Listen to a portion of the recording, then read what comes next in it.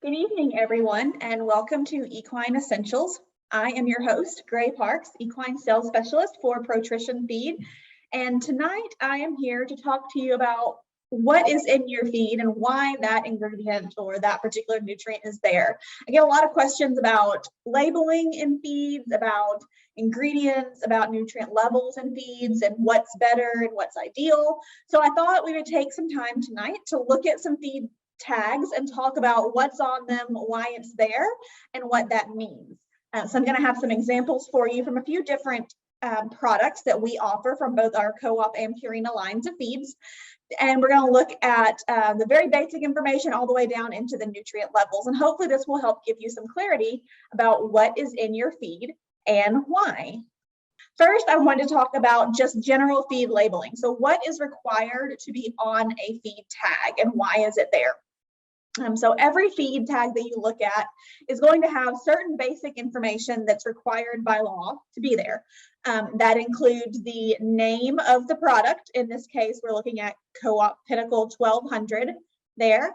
There'll be a statement as far as the type of animal that feed is designed to be fed to. So in this case, for growing horses, broodmare stallions, mature maintenance, and performance horses. So most classes of horses would be appropriate to eat this type of feed.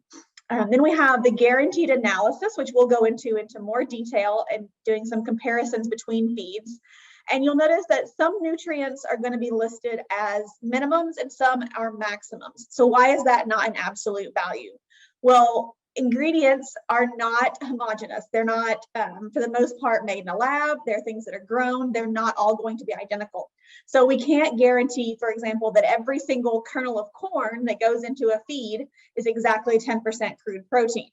We can't guarantee that every single soybean that gets ground up as soybean meal is going to be 24% protein. So we guarantee a minimum based on the ingredients and amounts of those ingredients that are in a feed that feed will meet or exceed. Other ingredients, on the other hand, you will see maximums. For example, crude fiber is listed as a maximum value. And that is because feeds that are very high in crude fiber tend to be very low in digestible energy, just by virtue of being bulky fibrous feeds. It isn't something that comes up very often as far as an applicable concern, but that's why legally crude fiber is named as a maximum. So you don't fill the feed up with nothing but fiber, leave out the other nutrition. Now, if we're looking at a hay stretcher, for example, you're going to see a much higher crude fiber value than if we're looking at a ration balancer, etc.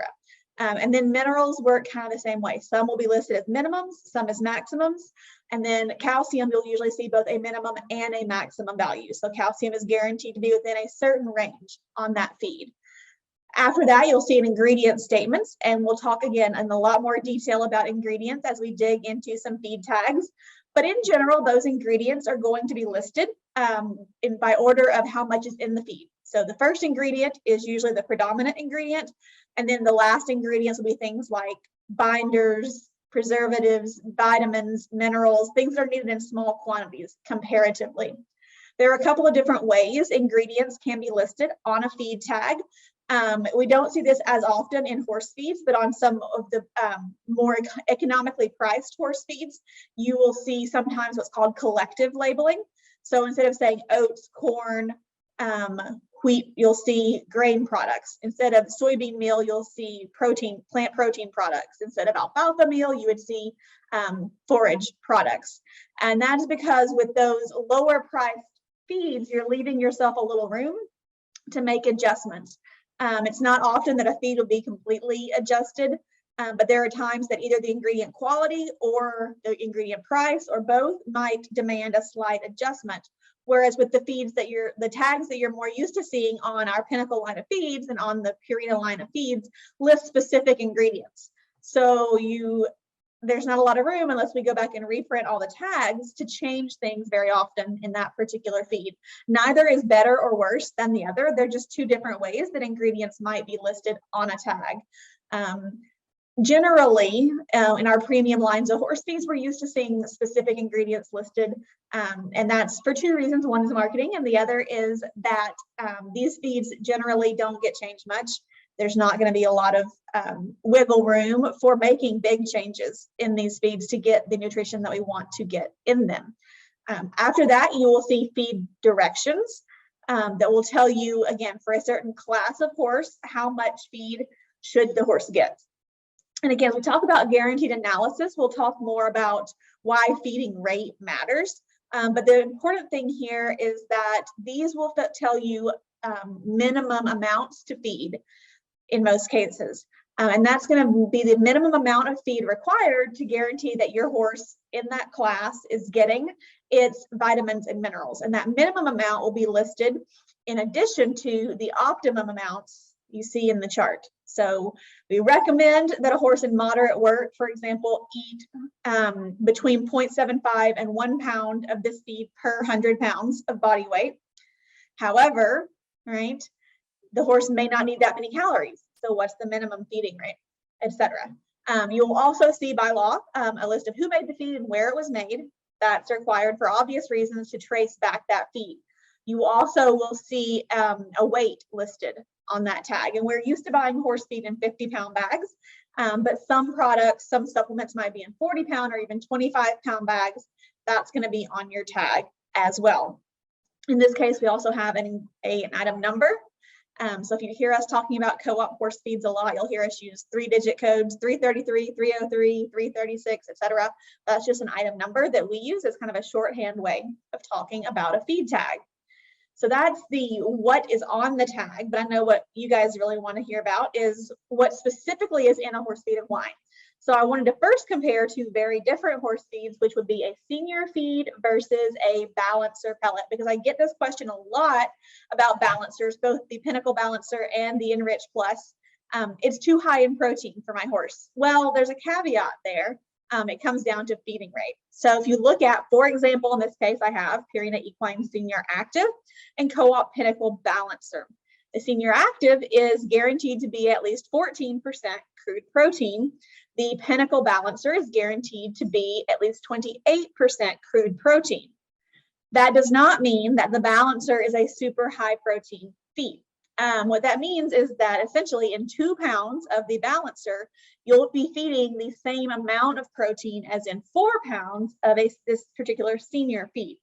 And that's by design. If you look at things like the vitamin and mineral content, you'll see similar trends. So if we pick a random mineral, say copper, at 80 parts per million, which is 80 milligrams per kilogram of feed, right, in the senior feed, versus over here in our Balancer at 200 parts per million. So again, a little more than twice as much copper because the product is designed to be fed at half the rate. So when you're looking at feed tags, it's very tempting often to take two feeds, put the tags side by side and try to compare them, right? Well, this has more, so this is better. This has more of this or less of that, so it's better. And that really depends on the context in which you're comparing that feed. It really comes down to how much of that feed that you are feeding.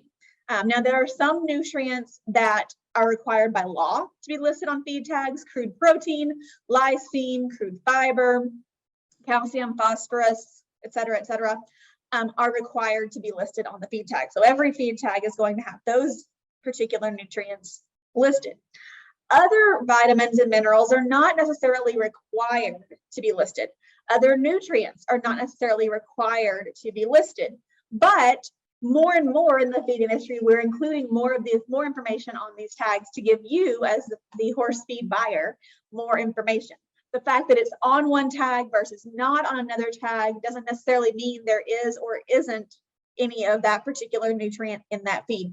For example, on our Senior Active here, we see starch and sugar. So if you add those together, you get non-structural carbohydrates, which are more and more important when it comes to feeding horses, especially adult and older horses. And this being a senior feed, obviously it's going to fall into the lower end of sugar and starch. You'll notice that is not on the Balancer feed tag for a couple of reasons. One, being that a Balancer by nature is going to be low starch, just by virtue of the ingredients required to make a Balancer. And the feeding rate is so low that even if this were a particularly high starch feed, you wouldn't feed enough of it to provide substantial starch. And also that's not one of those nutrients that's required to be on there. However, we do have that information. I can tell you this product's 11% sugar and starch combined, very typical for a ration balancer to be in that 9 to 12% sugar and starch combined range. There's very little variability among ration balancers when it comes to a lot of things, because when you're trying to give a horse everything it needs in a 1 to 2 pound serving, you can't really veer too far off the beaten path, right? Again, you'll see different minimums and maximums depending upon which type of nutrient that you're looking at, right? Now, again, if we're feeding these feeds at the rate they are designed to be fed, then we're guaranteed to meet the basic vitamin, mineral, and amino acid requirements for a given horse. And again, something not being on the tag does not mean that it's not in the feed. It also doesn't mean that the feed company isn't controlling, measuring, or formulating for that amount. For example, you'll notice on neither of these tags do you see the nutrient iron listed. It's not because the feeds don't have iron in them. Everything has iron in it. It's ample in the soil, ample in plants, ample in feed products. But it's not a nutrient that we tend to see a lot of deficiencies of in horses. So it's not something that a lot of feed companies will put on their tags necessarily.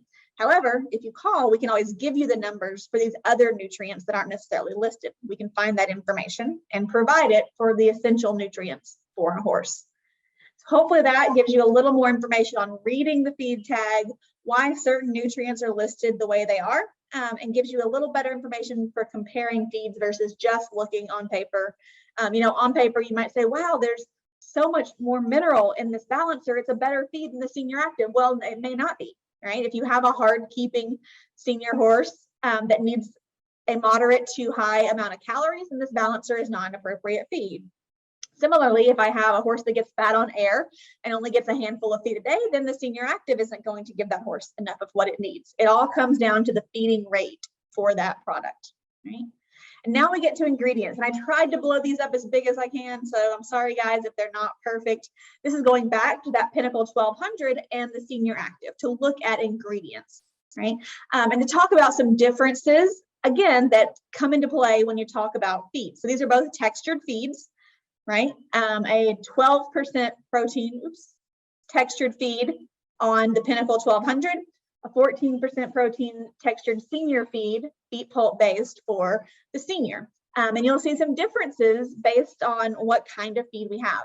So for example, looking at the Pinnacle 1200, the first ingredient you see is oats. This is an oat-based textured feed, something we used to call a sweet feed back in the day, right? Not a term we like anymore. This isn't a particularly high starch feed, but it is not what I would consider a low starch either. It's a moderate starch performance horse kind of feed. Next, soybean meal. That's a protein supplement to get essential amino acids. Soybeans have a much higher quality amino acid profile than grains like corn and oats and wheat do. So they're very important when it comes to formulating horse feeds to provide all the essential amino acids, right? Molasses, again, this is more of a sweet feed type product. Beet pulp for digestible fiber, rice mill feed for both fiber and fat in the feed. Wheat middlings as a kind of moderate to low starch calorie source. Corn distillers dried grains, again, a high protein, low starch, high energy ingredient. And then we start getting into things that are in lesser quantities. So vegetable oil, cracked corn, rice hulls, and then into the minerals, calcium, flax meal for fat, lysine, right? So synthetic amino acids, all the things that are in there in a lower quantities. So looking at this feed, I can tell this is going to be a textured, traditional sweet feed looking type of feed, just from looking at the ingredients, right?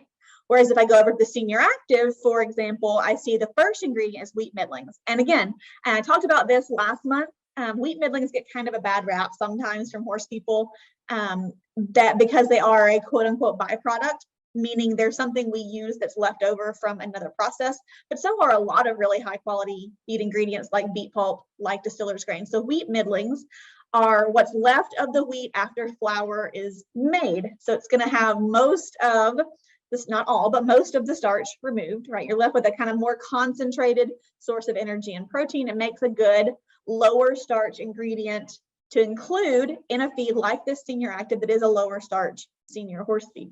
Alfalfa meal for both fiber. Again, we're talking about it's not a complete feed, but it is a senior horse feed. It's a little higher in fiber. A high quality protein source, a very palatable feed source. Soybean hulls, another really palatable fiber source for the horses. Soybean meal, again, getting that protein. Beet pulp, just like we saw in the other feed.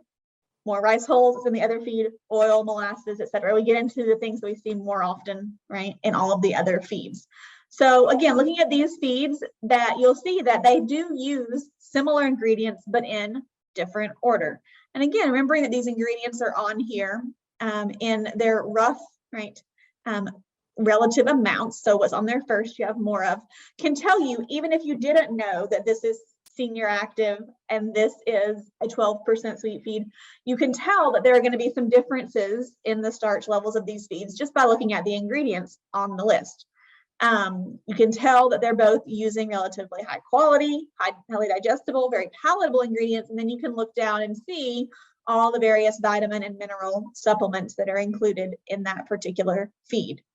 We try to use across all of our brands the best ingredients to give you a high quality feed that meets your horse's requirements, that meets your requirements, and we do that in the most readily available and, depending on the product, cost-effective manner that we possibly can for you and for your horses.